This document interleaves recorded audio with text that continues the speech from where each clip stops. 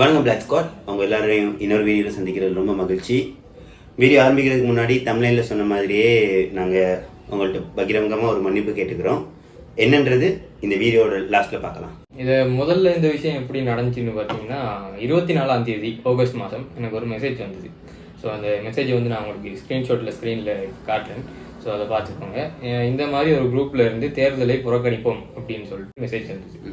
So இது என்னது, தேர்தலை புறக்கணிப்போமா? இப்போ இது நம்ம அடிப்படை உரிமை இல்லையா ஓட்டுன்றது?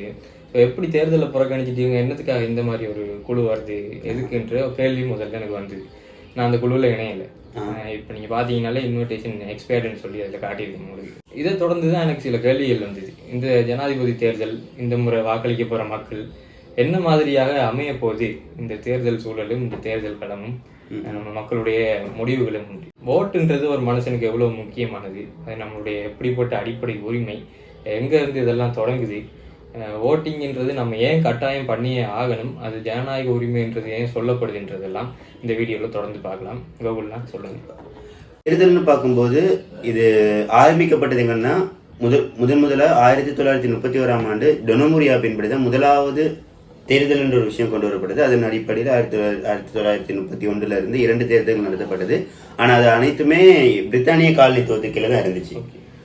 அதுக்கு அடுத்து வந்த யாப்பு முறைமை வந்து சோல்பரியில தான் முதல் தேசிய தலைவர்களுக்காகவும் ஒரு எலெக்ஷன் வைக்கப்பட்டது. அதன் அடிப்படையில் தான் 1947ஆம் ஆண்டு முதல் நாடாளுமன்ற எலெக்ஷன் 1947ஆம் ஆண்டு முதல் நாடாளுமன்ற எலெக்ஷன் வைக்கப்பட்டது. முன்னாடி தேர்தல் என்ற விஷயம் எப்படி இருந்துச்சுன்னா, பணம் படைத்தவர்களுக்காக, அதுவும் ஆங்கிலேயர்களுக்கு மட்டும்தான் அந்த தேர்தல் என்ற விஷயம்.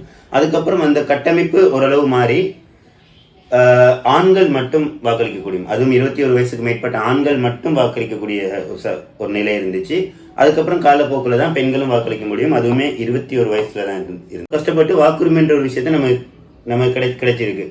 ஒரு ஜனநாயக நாடுன்னு சொல்றதுக்கான அடிப்படை உரிமை வந்து வாக்குரிமை தான் கண்டிப்பா.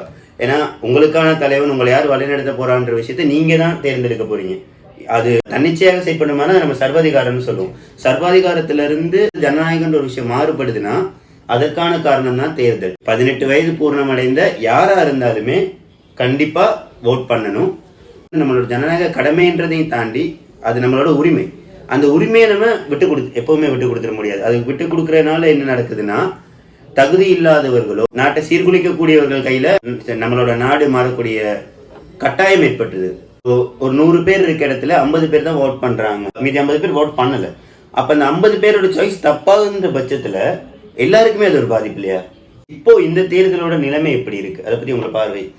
இந்த தேர்தல்ன்றதுக்கு மேலே நீங்கள் சொன்னதில் சில நீட்சிகளை சொல்ல வேண்டியிருக்கு. அதாவது நீங்கள் சொன்ன மாதிரியே இது நிறைய போராடி முதல்ல சில பேருக்கு மட்டுமே பணம் படைத்தவர்களுக்கு இருந்தது. அப்புறம் மாறி மாறி மாறி இப்போ அனைவருக்கும் வாக்கு, 18 வயசுக்கு மேற்பட்டவர்களுக்கு வாக்குன்னு இந்த நிலைமை வந்து மாறி இருக்கு. ஆனால் இந்த மாறின நிலைமை இவ்வளவு சிறுபிள்ளைத்தனமாக நாங்கள் தேர்தலை புறக்கணிக்கிறோம், நாங்கள் எங்களுடைய எதிர்ப்பை காட்டுறோம் முடி போய் தேர்தலில் எதிர்ப்பை காட்டுறது ஒரு மிக மோசமான விஷயமா இருக்கு. ஸோ இந்த தேர்தலை எடுத்து பார்த்தோம்னா இது ஒரு இதில் 40 வேட்பாளர்கள் இருந்தாலுமே மிக முக்கியமாக 3 வேட்பாளர்களை நோக்கி ஒரு மும்முனை தேர்தலாக தான் இது அமைஞ்சிருக்கு. கட்சிகளில் வந்து நாங்கள் எப்படி தேர்ந்தெடுக்கிறோம், நம்மளுடைய மனப்பாங்கு என்னவா இருக்குது, லெஃப்ட் விங் பொலிட்டிக்ஸ்னா என்ன, ரைட் விங் பொலிட்டிக்ஸ்னா என்ன, ஒரு இனம் சார்ந்து மதம் சார்ந்து இல்லை ஒரு பெரும்பான்மையினர் சார்ந்த ஒரு அரசியல் வேணுமா, இல்லை எல்லாருக்கும் பொதுவான பிரஜைகளுக்கு மொழி பிரிவினை இல்லாத, இனப்பிரிவினை இல்லாத ஒரு அரசியல் வேணுமான்றது நம்ம முடிவெடுக்க நிலைமையில இருக்கு. இந்த தேர்தலில் அது மாறுமான்னு கேட்டால் சொல்ல முடியாது, என்ன முடிவு வரப்போகுது, இந்த அரசியல்வாதிகள் என்ன நிலைமையில இருக்காங்க, அவங்களுக்கு தெரியும், நமக்கு தெரியாது, எப்படி அதை மாற்ற போறாங்களா இல்லையான்றது நமக்கு தெரியாது. ஆனால் அதை நோக்கி நகர்றதுக்கான ஒரு முடிவை நம்ம கட்டாயமாக எடுத்தாகணும். இருக்கிற இந்த அத்தனை வேட்பாளர்களுமே எடுத்துக்கலாம். இந்த 3ன்னு சொல்றதை விட அந்த 40 வேட்பாளர்களையுமே எடுத்துக்கொண்டாலும் அதில் யார் பெஸ்ட்டாக இருக்கான்னு உங்கள் மனசுக்கு படுதோ நீங்கள் அவங்களுக்கு நிச்சயமாக வாக்களிச்சே ஆகணும். உங்களோட வாக்குகளை தவற விடுறது வந்து ஒரு ஜனநாயகத்தை ரத்து செய்கிற மாதிரி, அதாவது எனக்கு கிடைச்ச அந்த உரிமையை நான் தூக்கி போடுறதுக்கு சமம். ஸோ அந்த வகையில் இந்த தேர்தலை பார்க்கறதுக்கு முதல்ல நம்ம கடந்த தேர்தல்களை கொஞ்சம் பார்க்க வேண்டிய முக்கியத்துவம் இருக்குது. ஏன்டா இப்போ எடுத்துக்கொண்டோம்னா 2020ஆம் ஆண்டு நடந்த தேர்தலை எடுத்துக்கொள்றோம். பொது தேர்தலை 2020ஆம் ஆண்டு நடந்த அந்த பொது தேர்தலில் 7,44,373 வாக்குகள் வந்து நிராகரிக்கப்பட்ட வாக்குகளாக போடப்பட்டு, இந்த மாதிரி 7,44,373 வாக்குகள் வந்து நிராகரிக்கப்பட்டதுக்கு தேர்தல் ஆணையம் வந்து 2 முக்கியமான காரணத்தை சொல்லுது. அதுல ஒன்று வந்து விழிப்புணர்வின்மை. ஸோ மக்களுக்கு இந்த விழிப்புணர்வின்மை என்றதன் காரணமாகவே இந்த முறை தேர்தல் ஆணையம் வந்து அதுக்கு சிறப்பாக ஒரு வெளியீடு செஞ்சுருக்காங்க, ஊடக வெளியீடு. அந்த ஊடக வெளியீடை நீங்கள் இப்போ ஸ்க்ரீனில் பார்க்கலாம். அதில் உங்களுக்கு எப்படி ஓட் போடணும், நீங்கள் என்னென்ன முறையில் அந்த ஓட்டை செலுத்தலாம், இந்த முறை தெரிவு வந்து நீங்கள் முதலாவது வாக்கை தாண்டி 2, 3ன்னு சொல்லி தெரிவு செய்யலாம், இல்லாட்டி நீங்கள் ஒரே நபருக்கு கூட வாக்கு போடலாம். அந்த மாதிரியான தெரிவுகள் இருக்கு. முக்கியமான 7 காரணங்களை சொல்லியிருக்காங்க. இந்த 7 காரணங்களால் உங்களுடைய வாக்கு நிராகரிக்கப்படலாம்ன்றது. ஸோ அதையும் நீங்கள் போஸ்ட் பண்ணி படிச்சுக்கிறேன்னா படிச்சிக்கலாம், இல்லாட்டி நான் உங்களுக்கு கீழே லிங்க் தரோம், நீங்கள் போய் விசிட் பண்ணி அதை வடிவ வாசித்து உங்களுடைய வாக்கு செல்லாத வாக்காக மாறாமல் ஒரு தரமான சம்பவத்தை செய்கிறதுக்கு ரெடி ஆகுங்க. ஸோ இதை தாண்டி 2வது காரணம் என்று பார்த்தீங்கன்னா அது வந்து ஒரு அரசியல் காரணம். ஒரு மிகப்பெரிய கட்சி, நான் பேர் சொல்ல விரும்பல, அவங்க அந்த தேர்தலில் வந்து 2ஆக பிளவுபட்டது. அது பிளவுபட்டதுனால மக்கள் சில கன்ஃபியூஷன்ஸுக்குள்ளே போனாங்க, சில குழப்ப நிலைகள் இருந்தது. அதனால அவங்களால சரியாக வாக்களிக்க முடியலன்னு சொல்லியிருந்தாங்க. அது நான் நேரடியாகவுமே எனக்கு தெரிஞ்சே அந்த சில பிரச்சனை வந்துச்சு அந்த 2 கட்சிகளுக்கு இடையில. அவங்களுக்கு யாருக்கும் மாறி ஓட்டுப்பட்ட எந்த சின்னன்னு தெரியாமல் ஓட்டுப்பட்ட விஷயங்கள் கூட நடந்தது. ஸோ இந்த மாதிரியான விஷயங்களை தவிர்க்கிறதுக்காக இந்த தேர்தலில் வந்து சரியான அறிவுறுத்தல்களும் சின்னங்களையும் நீங்கள் சரியாக பார்த்து வாக்களிக்கும். அதை தொடர்ந்து பார்த்தோம்னா அதுக்கு முதல் நடந்த 2019ஆம் ஆண்டு ஜனாதிபதி தேர்தல் நம்ம நாட்டு மக்கள் யாராலையுமே மறக்க முடியாத ஒரு தேர்தல் அது. அந்த உண்மைதான். அந்த தேர்தலில் மொத்தமாக நிராகரிக்கப்பட்ட வாக்குகளின் எண்ணிக்கைன்னு பார்த்தீங்கன்னா 1,35,452 வாக்குகளாக இருந்தது. ஸோ அது வந்து ஒப்பிட்ட அளவில் எவ்வளவு கூட குறையன்றதை நீங்கள் பார்த்துக்கணும். 7 லட்சம் எங்கே இருக்குது, 1 லட்சம் எங்கே இருக்குன்னு சொல்லி. ஸோ இந்த முறை அந்த தவறு நடக்காமல் இருக்கணும். ஸோ அதை நோக்கி நம்ம நகர வேண்டிய கட்டாயம் இருக்குது. எனக்கு இருக்கிற இன்னொரு விஷயம் உங்கள்கிட்ட கேட்க வேண்டியிருக்கு. இப்போ இந்த மற்ற நாடுகளில் வந்து நமக்கு எந்த வேட்பாளருமே பிடிக்கல என்றால் நமக்கு நோட்டான்னு சொல்லிட்டு ஒரு ஆப்ஷன் இருக்குது, நொன்னொப்தியாகும்.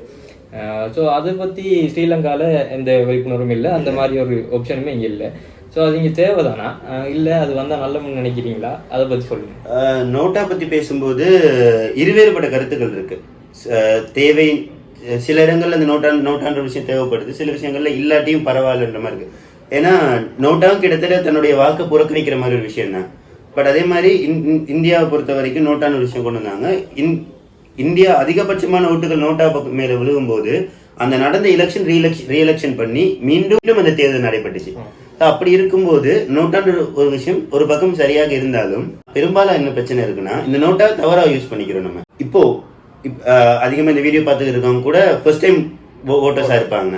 ஸோ ரொம்ப சாதாரணமா இதோட சீரியஸ்னஸ் தெரியாம ஃபன்னுக்காக வாக்களிக்கிறதையோ தெரிஞ்சே தவறா செய்யக்கூடிய நிலைமைகள் அதிகமா இருக்கு. ஸோ நோட்டான்னு ஒரு விஷயம் வந்தா மக்களிடத்துல நோட்டாவை பத்தி சரியான விழிப்புணர்வு இல்லாத பட்சத்துல கண்டிப்பா நோட்டா அந்த இடத்துல தோல்வி அடையுது. மற்றபடிக்கு மக்கள் எல்லாருமே அந்த நோட்டா பத்தி தெரிஞ்சுக்கிட்டு அதுக்கப்புறம் அது பின்பற்றுவோம்னா நோட்டாவும் ஒரு விதத்துல நான் சொல்லுவேன். ஸோ பார்க்கலாம் காலப்போக்கில் அந்த நோட்டா வருதா இல்லை உண்மையிலேயே ஒரு மறுதேர்தல் ரீஎலெக்ஷன் மாதிரியான விஷயங்களுக்கு நோட்டா கண்டிப்பாக தேவைப்படக்கூடியது தான். ஆனால் இப்போது இருக்க நிலைமைக்கு தேவையா இல்லையான்னு தெரியல, அதை மக்கள்கிட்டே விட்டுடுறோம். ஸோ அதை தொடர்ந்து பார்த்தோம்னா இப்போ நாங்கள் எதுக்காக மன்னிப்பு கேட்டோம்ன்ற விஷயத்துக்கு நாங்கள் வர்றோம். அதாவது கடந்த இந்த 4ஆம் 5ஆம் 6ஆம் தேதிகளில் வந்து தபால் மூலமான வாக்குகள் வந்து நிறைவடைஞ்சிருந்தது. இதை அடுத்து அவங்களுக்கு 12ஆம் தேதியும் 13ஆம் தேதியும் மீண்டும் 2 நாட்கள் வழங்கப்பட இருக்கிறது. ஸோ நாங்கள் இந்த வீடியோ வந்து எடுக்க இருந்த நோக்கம் வந்து எல்லாருக்கும் தேர்தல் தொடங்குறதுக்கு முதலே எல்லாரும் வாக்களிக்கிறதுக்கு முதலே ஒரு அறிவுறுத்தலையும் சரியாக ஓட் போட்டுருங்க, யாருடைய கதையுமே கேட்டு இந்த தேர்தலை புறக்கணிக்கிறதோ இல்லை எந்த தேர்தலை புறக்கணிக்கிறது மாதிரியான விஷயங்களையுமே செய்யாமல் எங்களோட உரிமையை நிறைவேற்றுங்கன்றதை சொல்லணுன்றது தான் எங்களோட வீடியோட கருத்தாக இருந்தது. ஸோ அதை வந்து நாங்கள் சில பேர் ஓட் போட்டு முடிச்சதுக்கு பிறகு நாங்கள் இந்த வீடியோ ரிலீஸ் பண்ணுறது வந்து ஒரு தவறான விஷயமா எங்களுக்கு மன்னிப்பு கேட்டுக்கொள்கிறோம் எங்களுடைய தாமதத்துக்காக. இனிமேல் இந்த மாதிரி விஷயங்கள் நடக்காது. நாங்கள் கொஞ்சம் சில விஷயங்களை ஷெடியூல் பண்ணி முதல்ல எல்லா வீடியோவையும் எடுத்து வைக்கக்கூடிய மாதிரியான விஷயங்களும் இருக்கும். இந்த முறை செப்டம்பர் மாதம் 21ஆம் தேதி தேர்தல் நடைபெற இருக்கு. ஸோ அந்த நாளில் வேற எதை பற்றியுமே யோசிக்காமல் உங்களுக்கு என்ன சாய்ஸ் சரியாக இருக்கோ நல்லா இருந்து பொறுமையாக உங்கள் பகுத்தறிவை பயன்படுத்தி யார் உங்களுக்கான சரியான தலைவராக இருப்பார் அப்படின்றத முடிவு பண்ணணும். வேண்டாம் அடுத்த 5 வருடத்துக்கு அவர் தான் நம்ம நாட்டின் ஜனாதிபதி. நம்ம பொருளாதாரத்திலேருந்து அரசியல்லேருந்து எல்லாத்தின் மீதும் தாக்கம் செலுத்த போகிற ஒரு மிகப்பெரிய காரணி அது.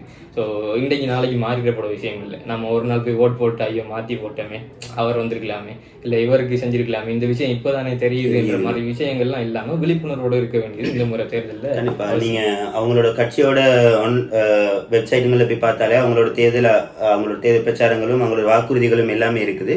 நீங்கள் அதை படித்து பாருங்கள், உங்களுக்கு அதுலேருந்து ஒரு விழிப்புணர்வு கிடைக்கும் நம்ம எதுக்கு ஓட் பண்ணலான்னு சொல்லி.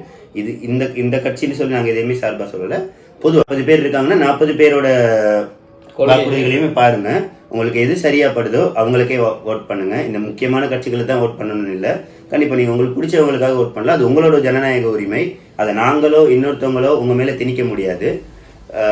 எதுவா இருந்தாலும் சிந்திச்சு பண்ணுங்க. உங்களுடைய வாக்கு ரொம்பவுமே வேல்யூவானது. கண்டிப்பா அதை இல்லாமக்கிறாதீங்க. கூடுதலா யங்ஸ்டர்ஸ் ஃபன் மற்ற விஷயங்களை இந்த விஷயத்துல நீங்க உள்ள தெரியும். ஏன்னா அடுத்து வர்ற ஜென்ரேஷன் நீங்க தான். உங்களோட தொழிலுக்கோ கல்விக்கோ இந்த எலெக்ஷன் ஒரு முக்கியமான விஷயம். ஸோ கண்டிப்பா எல்லாருமே ஓட் பண்ணுங்க.